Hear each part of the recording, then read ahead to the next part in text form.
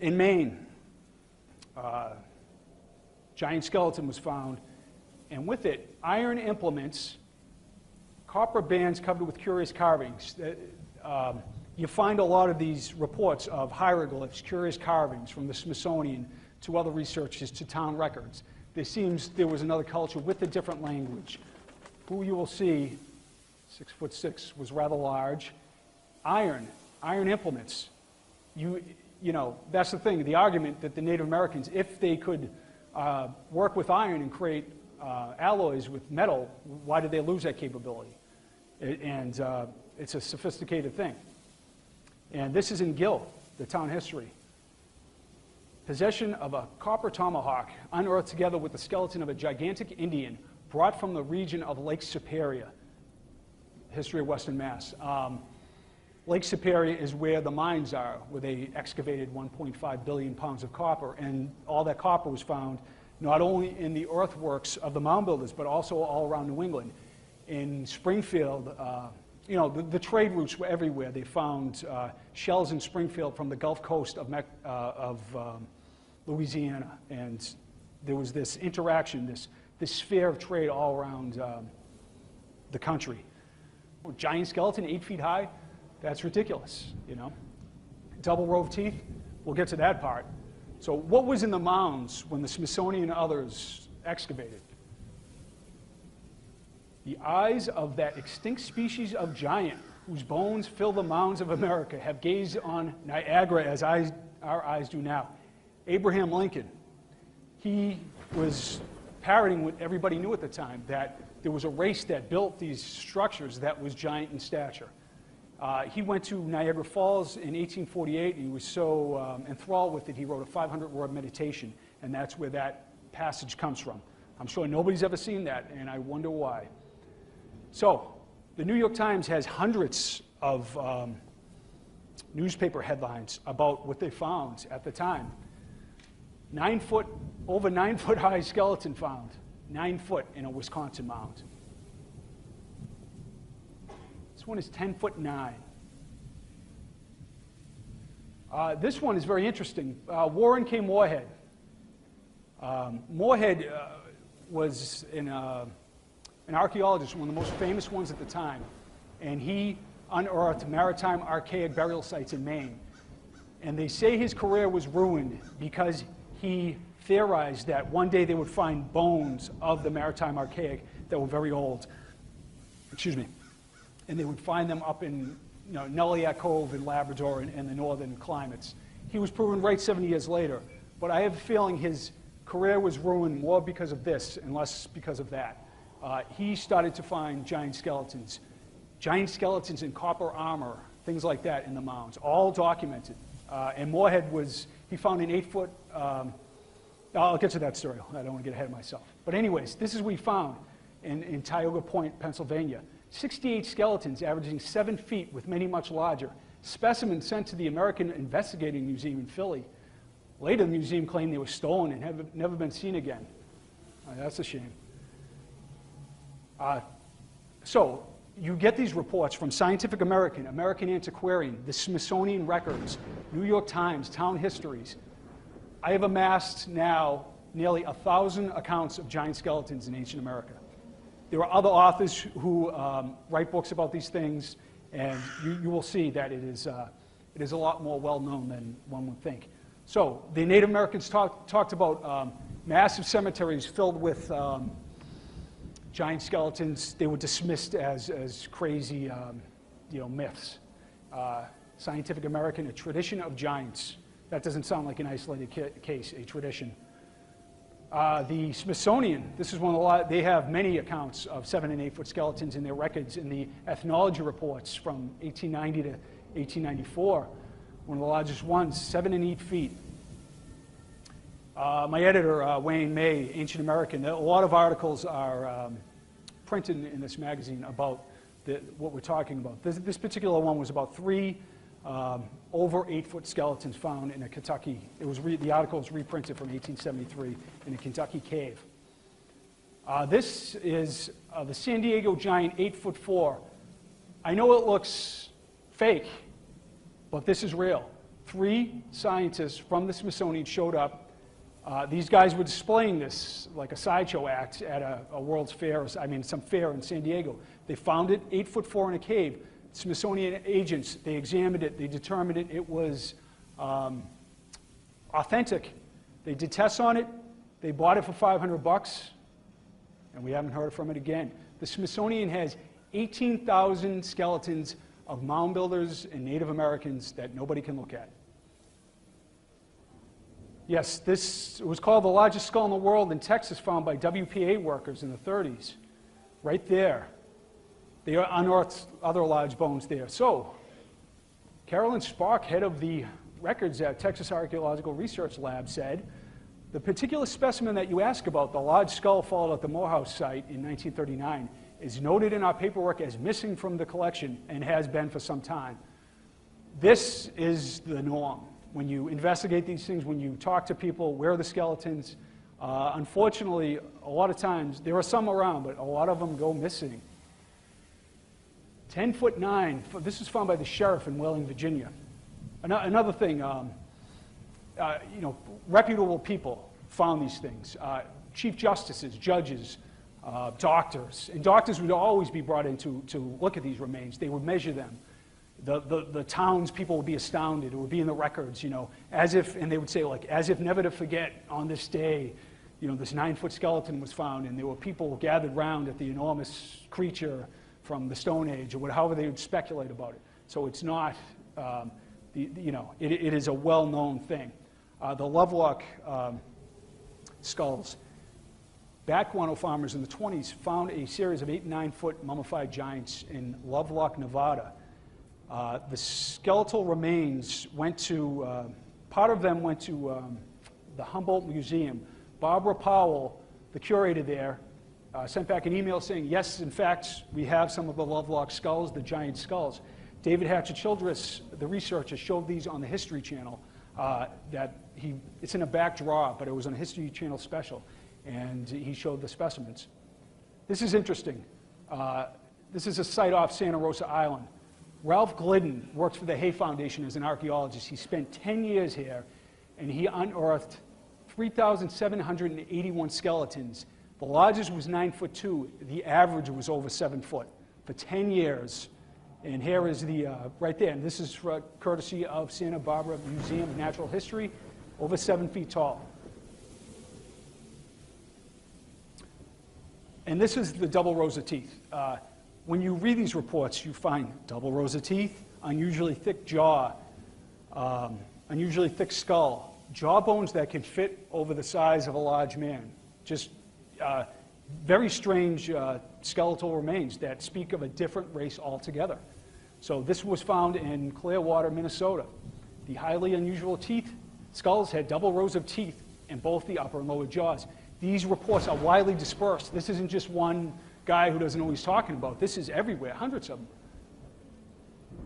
So after I went and I found the 8-foot double rows of teeth report, I went to the Pioneer Valley Museum to see if they knew anything about Sheldon and him finding these remains. So I went to the PVMM, and I spoke with them. I sat down, I went through the records, and the nice gentleman there said, you may be interested in this. It is the scrapbook, the archaeological scrapbook of George Sheldon. And this was my Da Vinci Code moment. I just knew what I was going to find. And I had this, it was amazing. I had this electric shock ran through my body. It was quite a happening. So I opened it up, and what did I find? Sheldon, his entire scrapbook was filled with accounts of the mound builders, of theories about the race that they were, about a lot of conjecture about that they were a different race altogether.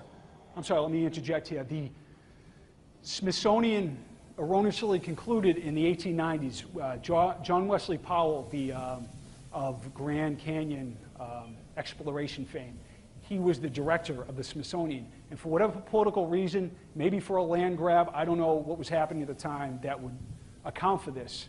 And there's a lot of like Old Testament stuff mixed in the 1890s. There was undercurrents that formed opinions at the time. So Powell concluded that Native Americans, that mound builders were the ancestors of the Native Americans, and that was the end of the story. So that was put out, and that's what the rule that was to be followed. So everything else seemed to be buried and funneled into that really narrow passageway.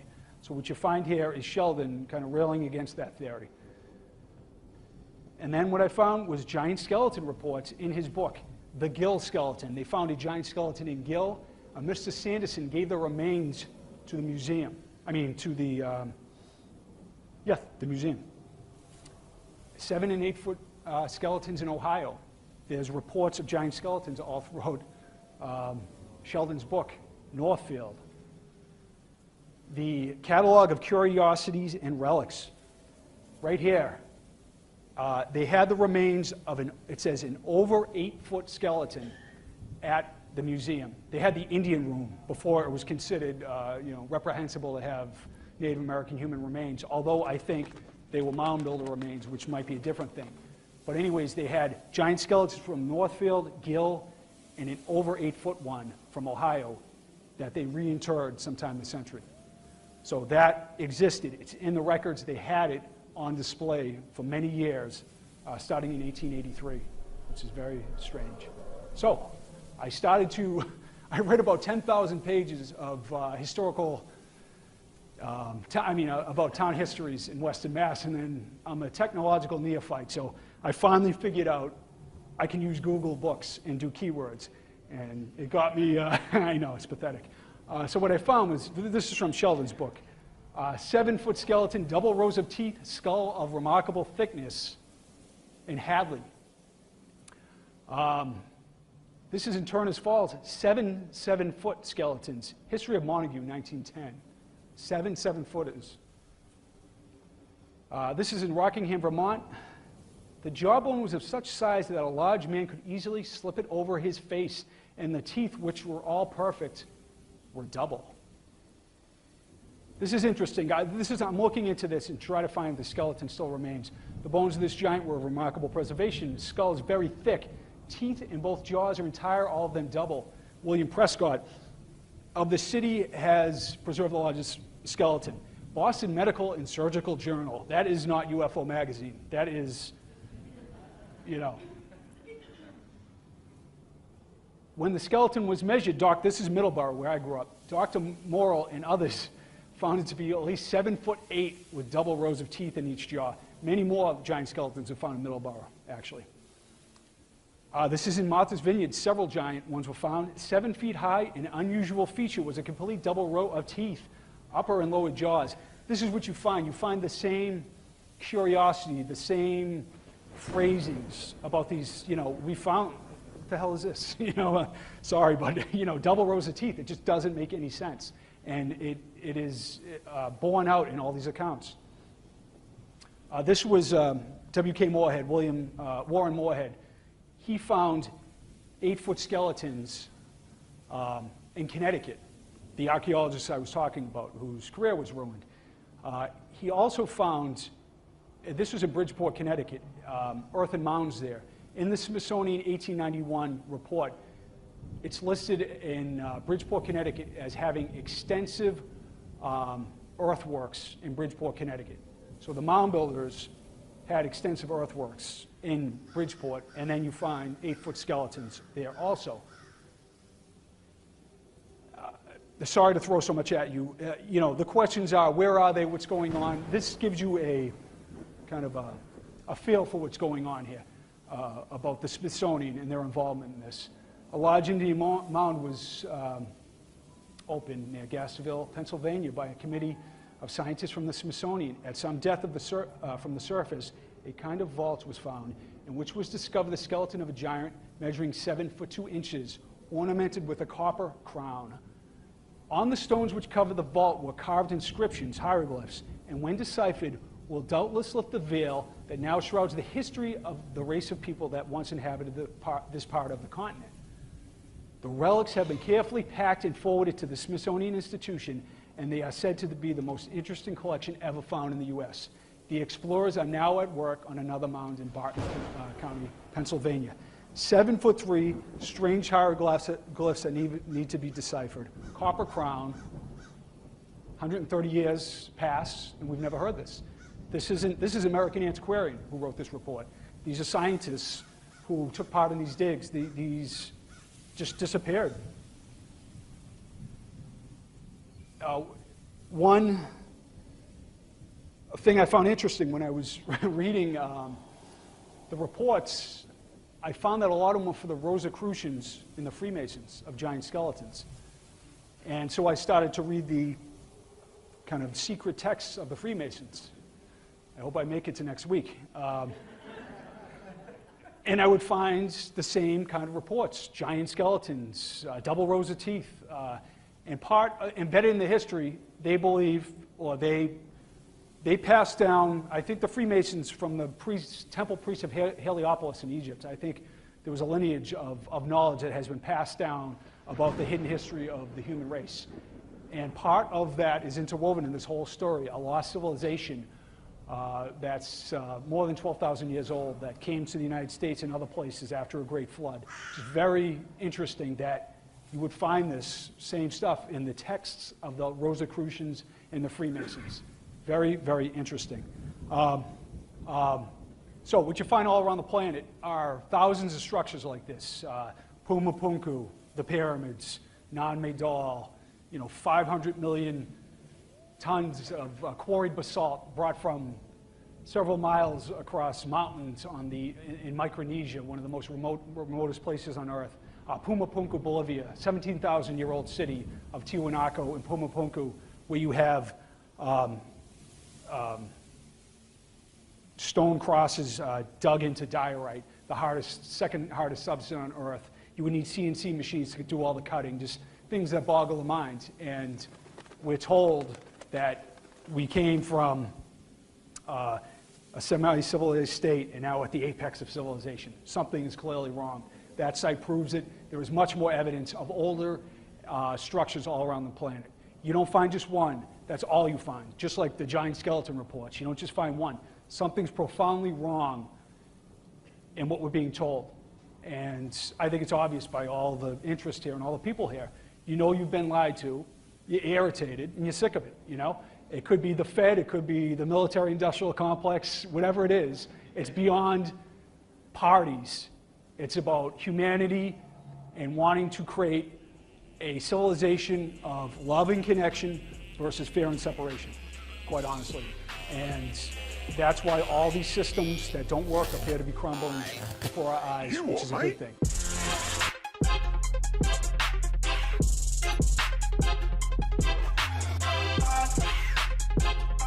Yes.